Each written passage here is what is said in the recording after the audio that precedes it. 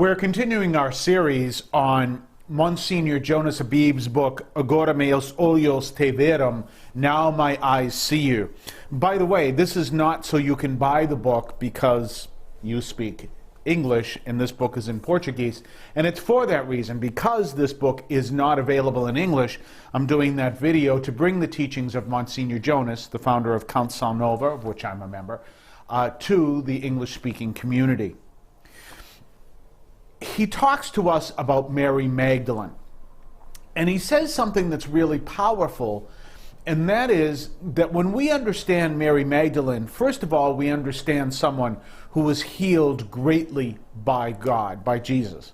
So Jesus not only heals Mary Magdalene, but now we see this devotion that she has to him, obviously, and we see that this woman who is so powerfully healed by him is standing at the foot of the cross at his crucifixion, even though the apostles had fled, except for John. And we see her coming with Mary out to the tomb. And he says something really powerful, and that is that we have an advantage over her in coming to encounter Jesus. And what's the advantage?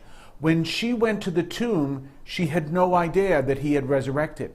She was one of the people with Mary to discover that Jesus resurrected from the dead. So when she went to the tomb in order to honor Jesus who was in the tomb, she was going with that expectation, not even aware that he had resurrected.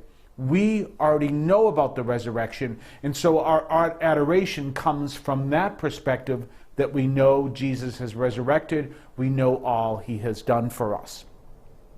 He talks about something that's really powerful that also comes to us from the saints.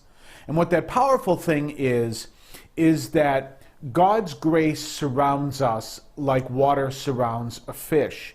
And because of that, our adoration, our being connected with God, obviously also through his church, that's our natural way of being. When we turn away from God, we enter our life in a way that is like a fish out of water, because we weren't designed to do that. And so at all times we're called to experience God, because as the saints often tell us, his grace is surrounding us like water surrounds a fish. So that's our call, to be open to God's grace, to be transformed by God's grace. But as he continues, he reminds us that we're called to adore the Lord in adoration, and as we talked about before, to adore him in everything we do. Now, we do know that we are sinners, but the place for sinners is in adoration with God, in adoration of God, actually.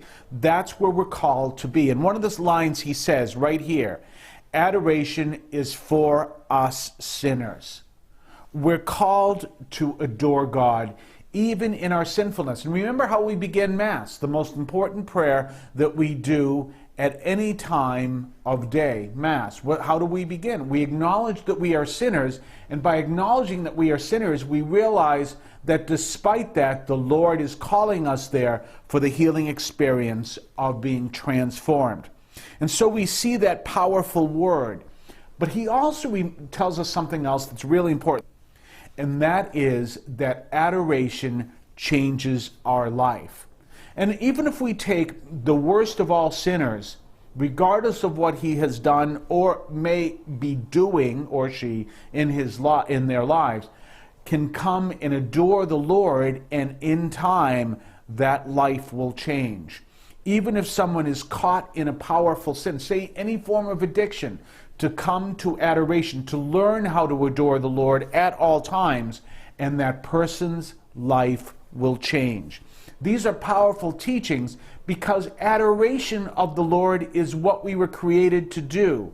Remember, when we're ignoring, when we're rejecting God, when we turn around and say we want nothing to do with God, and we do our own way of living, we become in a spiritual way like a fish is out of water.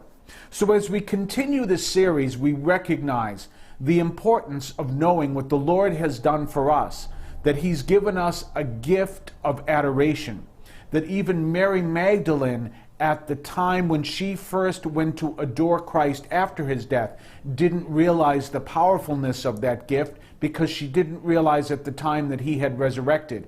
We have the advantage of knowing that, and that can help us be transformed more by understanding more powerfully what the Lord has done for us. That this call of the Lord is this love that surrounds us like water surrounds a fish. And when we recognize our response to it, we are actually living that way. But when we reject it, we're living like a fish out of water, literally what he says. And reminding ourselves that even though we are sinners, our focus on adoration will transform us. And of course, we obviously know, this goes without saying, that means also attending Mass minimum once a week. And even if you're not able to receive the Eucharist because you're in sin and you haven't, either you haven't confessed the sin, or you haven't repented of the sin, you're still on the path of adoration if you're attending Mass, and that will change if you stay faithful to this. That will change, I promise you. So when we look at this whole picture and we see again, as we continue, that understanding of the power of adoration, of our call to adore, and how that adoration will transform us and continues to transform us each and every day. God bless you.